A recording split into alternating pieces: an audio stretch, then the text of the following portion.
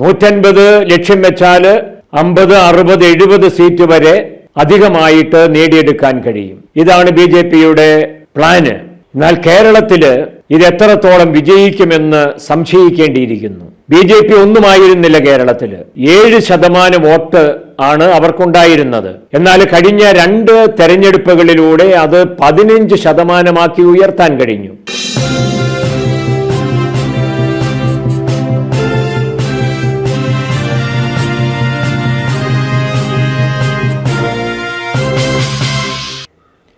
MC വോയിസിലേക്ക് എല്ലാവർക്കും സ്വാഗതം. 2024 Indian ജനാധിപത്യത്തിന് വളരെ പ്രധാനപ്പെട്ട ഒരു വർഷമാണ്. പൊതു തെരഞ്ഞെടുപ്പ് നടക്കാൻ പോകുന്നു. BJP ഭരണ തുടർച്ച നേടുമോ? പ്രതിപക്ഷ ഐക്യമായ ഇന്ത്യ സഖ്യം അധികാരത്തിലേക്ക് എത്തുമോ? രാഷ്ട്രീയ നിരീക്ഷകരൊക്കെ കരുതുന്നത് ബഹുഭൂരിപക്ഷ സംസ്ഥാനങ്ങളിലും BJP ഭരിക്കുന്നതുകൊണ്ട് അവർക്ക് ഭരണ തുടർച്ച ഉണ്ടാകുമെന്നാണ്. എന്നാൽ കണക്കുകൾ മാത്രമാണ് BJPക്ക് എതിരാകുന്നത്. 41, 42 അങ്ങേയറ്റം വന്നാൽ 46, 47% വോട്ട് കൊണ്ട് ഒരു കക്ഷിക്ക് മറ്റെല്ലാവരും ഒരുമിച്ച് ഒറ്റക്കെട്ടായി നിന്നാൽ അധികാരത്തിലെത്തുക എളുപ്പമല്ല. ഇന്ത്യ സഖ്യം ഒരുമിച്ച് നിൽക്കുമോ എന്നുള്ള ചോദ്യവും ഇതിൻ്റെ കൂടെയുണ്ട്. രാഷ്ട്രീയ നിരീക്ഷകര് BJP വീണ്ടും അധികാരത്തിൽ വരാൻ ഇടയുണ്ട് എന്ന് പറയാൻ 4-5 കാരണങ്ങളുണ്ട്. ഒന്നാമത്തേത്, ഇന്നിപ്പോൾ നിലവിലുള്ള രാഷ്ട്രീയ പ്രസ്ഥാനങ്ങളിൽ ഏറ്റവും അടിത്തറയുള്ള സംഘടനാ ശേഷി BJPക്കാണ്. രണ്ടാമത്തെ കാര്യം, BJPയോളം പണമുള്ള മറ്റൊരു പാർട്ടിയും ഈ രാജ്യത്തില്ല. മൂന്നാമത്തേത്, BJPയിൽ ഉള്ളിടത്തോളം നേതാക്കന്മാരുള്ള പാർട്ടി ഈ രാജ്യത്തില്ല.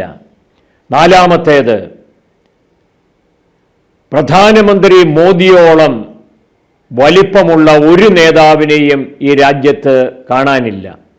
അഞ്ചാമത്, വലിയ അഴിമതി ആരോപണങ്ങളൊന്നും കഴിഞ്ഞ 2 ഭരണങ്ങളിലും ചൂണ്ടിക്കാണിക്കാൻ സാധിച്ചിട്ടില്ല എന്നുള്ളതാണ്. എന്ന് പറഞ്ഞാൽ ജനകീയത നല്ലതുപോലെയുണ്ട്, അല്ലെങ്കിൽ ഭരണവിരുദ്ധ വികാരം താരതമ്യേന കുറവാണ്. ഇങ്ങനെ സാധ്യതകളൊക്കെ BJPയുടെ മുമ്പിൽ ഉണ്ടായിട്ട് പോലും കേരളത്തിലേക്ക് വരുമ്പോൾ BJP കേരളത്തിൽ ശക്തമായൊരു സാന്നിധ്യമല്ല. അതുകൊണ്ട് അടുത്ത തെരഞ്ഞെടുപ്പിൽ BJPയുടെ പ്രഖ്യാപിതമായ ലക്ഷ്യങ്ങളിലൊന്ന് കേരളത്തിൽ സീറ്റ് നേടുക എന്നുള്ളതായിരിക്കും. ദക്ഷിണേന്ത്യയിൽ ഏതാനും സീറ്റുകൾ നേടുക. ഏതാണ്ട് 150 സീറ്റുകൾ ഇതുവരെ കിട്ടാത്ത സ്ഥലങ്ങളിൽ നിന്ന് കിട്ടണമെന്ന് പ്ലാൻ ചെയ്താണ് BJPയുടെ ഇലക്ഷൻ തന്ത്രം മുന്നോട്ട് പോയിക്കൊണ്ടിരിക്കുന്നത്. 150 ലക്ഷ്യം വെച്ചാൽ 50, 60, 70 സീറ്റ് വരെ അധികമായിട്ട് നേടിയെടുക്കാൻ കഴിയും. ഇതാണ് BJPയുടെ പ്ലാന്. എന്നാൽ കേരളത്തിൽ ഇത് എത്രത്തോളം വിജയിക്കുമെന്ന് സംശയിക്കേണ്ടിയിരിക്കുന്നു. BJP ഒന്നുമായിരുന്നില്ല കേരളത്തിൽ. 7% വോട്ട് ആണ് അവർക്കുണ്ടായിരുന്നത്. എന്നാൽ കഴിഞ്ഞ 2 തെരഞ്ഞെടുപ്പുകളിലൂടെ അത് 15% ഉയർത്താൻ കഴിഞ്ഞു. എന്നാൽ അതിനുശേഷം കഴിഞ്ഞ ഉപതെരഞ്ഞെടുപ്പുകളുടെ ഫലം പരിശോധിക്കുമ്പോൾ അവർക്ക് ഈ പെർസെൻറ്റേജ് നിലനിർത്താനോ വർദ്ധിപ്പിക്കാനോ കഴിഞ്ഞിട്ടില്ല. അതിന് ചില കാരണങ്ങളുണ്ട്. അതിലൊന്നാമത്തെ കാരണം, BJPക്ക് കടന്നു വരാനാവാത്ത വിധത്തിൽ പ്രതിരോധം തീർത്ത് ഇവിടെ 2 ശക്തമായ മുന്നണികളുണ്ട് എന്നുള്ളതാണ്. LDF ഉണ്ട്, UDF ഉണ്ട്. രണ്ടിൻ്റെ കൂടെയും ആൾക്കാരുണ്ട്. ഒന്നിലും ചേരാതെ നിൽക്കുന്നവർ നിഷ്പക്ഷമതികളാണ്. അവരെ ആകർഷിക്കണമെങ്കിൽ അതിന് തക്ക നന്മയും മേന്മയും പുതിയ സംവിധാനത്തിന് ഉണ്ടാകണം. രണ്ടാമത്തെ പ്രശ്നം ബി.ജെ.പിയുടെ കേരള ഘടകത്തിലെ നേതൃത്വത്തിൻ്റെ പ്രശ്നങ്ങളാണ്. നേതാക്കന്മാർ പലരുണ്ടെങ്കിലും അവർ തമ്മിൽ ഏകോപനം പോരാ, പരസ്പരം അംഗീകരിക്കുന്ന അവസ്ഥയില്ല, തമ്മിൽ മത്സരിക്കുന്ന അവസ്ഥയുണ്ട് താനും. അതിനിടയിലാണ് താരമൂല്യമുള്ള സുരേഷ് ഗോപി കടന്നു വന്നത്. അദ്ദേഹത്തിന് ജനകീയതയുണ്ട് എന്നുള്ളതിന് തർക്കമൊന്നും വേണ്ട. അദ്ദേഹം രാഷ്ട്രീയക്കാരനാണെങ്കിലും സിനിമാക്കാരനാണെങ്കിലും അതൊന്നുമല്ലെങ്കിലും എല്ലാവരും അംഗീകരിച്ചു കൊടുക്കുന്ന ഒരു കാര്യം നല്ല മനുഷ്യനാണ് എന്നുള്ളതാണ്. അദ്ദേഹം ഒരു ഉപകാരിയായിട്ടാണ് അറിയപ്പെടുന്നത്. സാമൂഹ്യ പ്രവർത്തനവും ജീവകാരുണ്യ പ്രവർത്തനവും അദ്ദേഹത്തിൻ്റെ വ്യക്തിത്വത്തിൻ്റെ പ്രത്യേകതയാണ്. പക്ഷേ അദ്ദേഹത്തെ അംഗീകരിക്കാനും സംസ്ഥാന ഘടകങ്ങൾ തയ്യാറല്ല. എന്നാൽ ഇന്ന് അംഗീകരിക്കുന്നൊരവസ്ഥ സംജാതമായിട്ടുണ്ടെന്ന് വേണമെങ്കിൽ പറയാം. അത് കേരളത്തിലെ നേതാക്കന്മാരുടെ മനസ്സ് മാറിയതുകൊണ്ടല്ല, കേന്ദ്രം ശക്തമായിട്ട് ഇടപെട്ടതുകൊണ്ടാണ്. അതുകൊണ്ട് കേന്ദ്രം കരുതുന്നത് കാസർഗോഡ് മുതൽ തിരുവനന്തപുരം വരെ തൃശ്ശൂർ ഉൾപ്പെടെ ഏതാണ്ടൊരു 5 നിയോജക മണ്ഡലങ്ങളിലെങ്കിലും ശക്തി വർദ്ധിപ്പിക്കാനോ അതിൽ 1-2 സ്ഥലങ്ങളിലെങ്കിലും ജയിച്ചു വരാനോ കഴിയും എന്നാണ്. ഇതത്ര എളുപ്പമല്ല എന്നാണ് ഞാൻ പറഞ്ഞു വരുന്നത്. കാരണം ഒന്നുകിൽ കോൺഗ്രസിൽ നിന്ന് വോട്ട് പിടിക്കണം, അല്ലെങ്കിൽ LDFിൽ നിന്ന് വോട്ട് ചോർത്തണം. ഇത് രണ്ടും എളുപ്പമുള്ള കാര്യമല്ല. മൂന്നാമത്തെ മാർഗം നിഷ്പക്ഷമതികളെ ആശ്രയിക്കുക എന്നുള്ളതാണ്.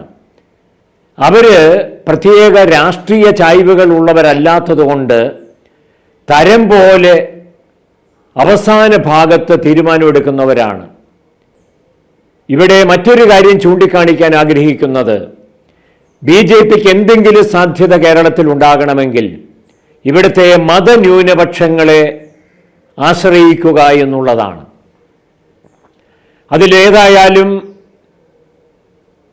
മുസ്ലിം മതഭൂരിപക്ഷം അത് ന്യൂനപക്ഷമാണെങ്കിലും ബി.ജെ.പിയോട് ചേരുമെന്ന് കരുതാനില്ല.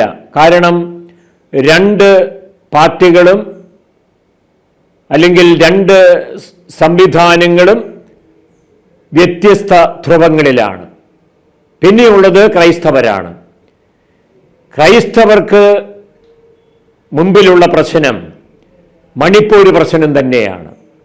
മണിപ്പൂർ ക്രൈസ്തവർ ചുട്ടിരിക്കപ്പെട്ടിട്ട് അവരുടെ ആരാധനാലയങ്ങൾ സ്ഥാപനങ്ങൾ മുഴുവന് ക്രൈസ്തവരുടേത് നശിപ്പിക്കപ്പെട്ടിട്ട് പ്രധാനമന്ത്രിയോ പ്രധാനപ്പെട്ട നേതാക്കന്മാരോ അതിലിടപെട്ടില്ല, അവരുടെ പ്രശ്നങ്ങൾ പരിഹരിച്ചില്ല എന്നുള്ള ഒരു ദുഃഖവും അമർഷവും അവരുടെ മനസ്സിലുണ്ട്.